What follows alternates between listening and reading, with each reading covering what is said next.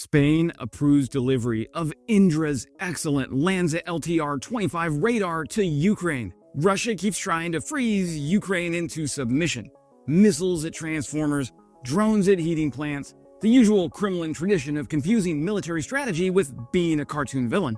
So here's the twist. Spain, olé! Spain just approved a long-range radar for Ukraine, and it helps Ukraine see the next wave sooner, sort it faster, and hand the right target to the right shooter before Russia's junk gets close enough to ruin anyone's night. Hey friends, Wes here, served in 2 branches of the US military for 10 years, law grad currently studying for the bar exam, and if you love watching Russia spend billions to achieve the tactical outcome of still can't win, you're in the right place. Ukraine's winter energy crisis is the simplest argument for an air defense you will ever see. Close the skies, keep the lights on. Fail to close the skies, and you get civilians paying the price for Moscow's obsession with collective punishment. Spain's Council of Ministers just approved a deal worth 37 million euros with Indra to manufacture and deliver a Lanza long-range tactical radar 25, the LTR-25, plus logistics support running through December 31st, 2026. Now,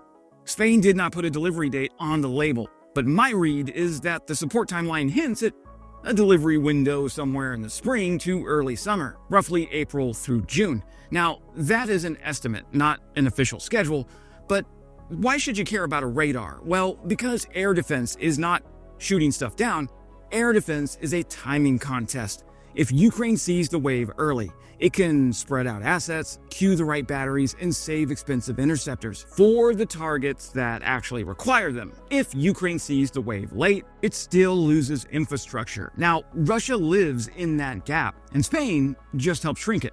So what is the LTR-25? Well, in plain language, the LTR-25 is a 3-dimensional, long-range air surveillance radar operating in the L-band, roughly 1 to 2 gigahertz. Now, radar was kind of my jam, baby, on the AWACS, so L-band sits in the useful middle zone. It tends to behave better in ugly conditions than higher frequency radars when weather, clutter, and electronic warfare try to turn the sky into noise. Indra describes it as a solid state using a 3D pencil beam technique with fully digital beamforming. Let's translate that without sounding like a brochure.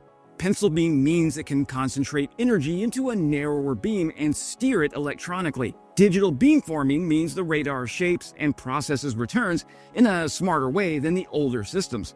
The payoff is better accuracy and better discrimination, especially against targets that are small, low, or trying to hide in the ground clutter. And the 3D part matters. Some older radars give you range and bearing. A true 3D radar gives you altitude and a bunch of other indicators, and the LTR-25 provides target coordinates that turns air defense into math that works. And trust me, I hate math. That's why I went to law school. Math sucks. Altitude data makes queuing faster, handoffs cleaner, and intercept geometry less wasteful.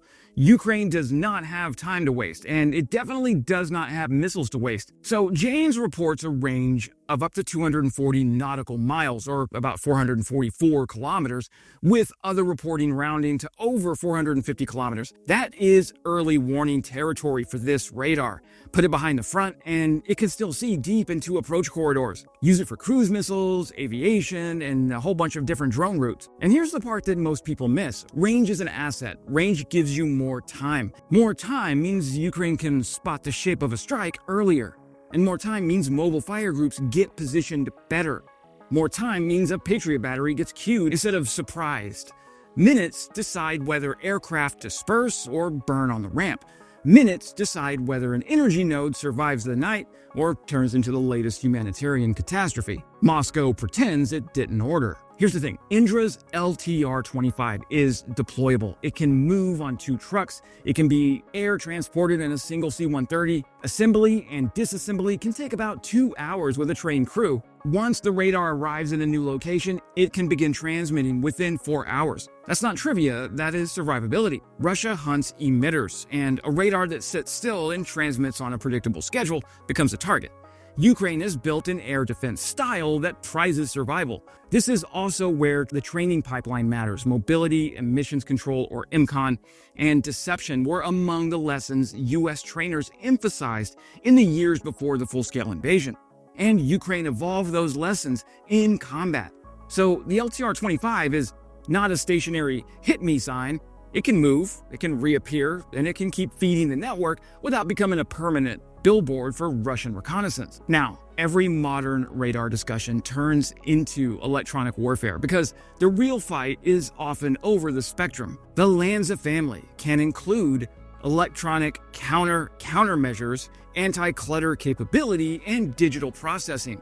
Some variants also offer tactical ballistic missile detection and tracking. Basically, it's designed to keep functioning when someone is actively trying to blind it. Russia jams, spoofs, and floods the spectrum. Sometimes it does it cleanly. Most of the time, it does it like a guy shouting into a megaphone and calling it art. Ukraine fights inside that mess every day, and a long-range radar that resists clutter and interference adds stability to the entire picture. The LTR-25 also claims to be able to spot ballistic threats, and that is big. Being able to see Russia's cruise missiles coming across the border well in advance gives air defenders time. And as I mentioned, time is the most valuable resource in the air war. Okay, this is where some viewers will rightfully ask, wait, Wes, another system from another country? How does any of this stuff talk to each other? You're right, Ukraine does not have a tidy, uniform architecture where everything comes from the same factory and speaks the same digital language.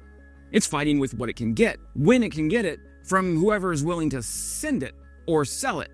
In most militaries, that becomes confusion and friendly fire.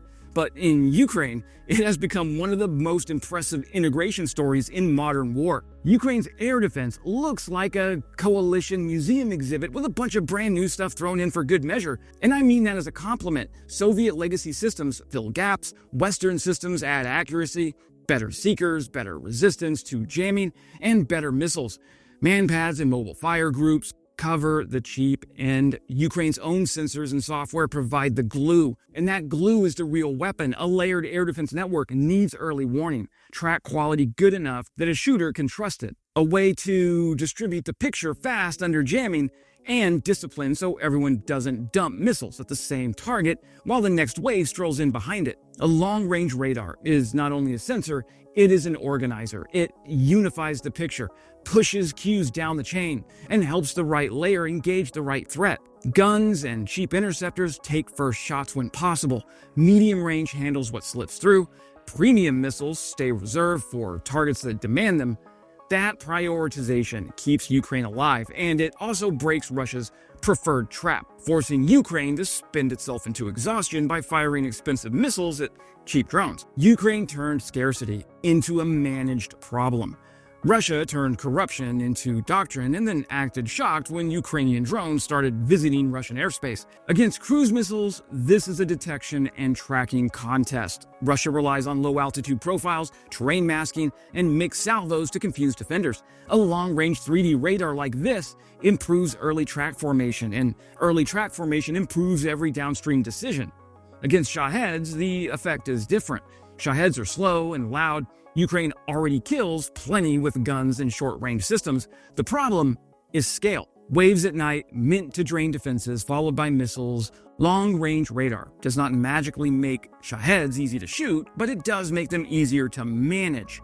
Earlier awareness of corridors and densities lets Ukraine shape the defense, reduce panic launches, reduce confusion, and increase the odds that cheaper layers get first engagement. So this radar also matters politically. President Zelensky and Spain's Prime Minister Pedro Sanchez announced in late 2025 that Ukraine and Spain would pursue joint work with Spanish defense firms to supply long-range radars, and Spain publicly discussed major support packages that included air defense.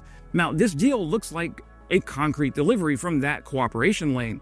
But for Ukraine, it's a capability, and it's going to be interesting to see what other Spanish military equipment comes into Ukraine as a result of this agreement. For Spain, it's an industrial commitment and a clear vote that closing the skies is not optional charity, it is strategic necessity. Okay, look, zoom out and this becomes simple.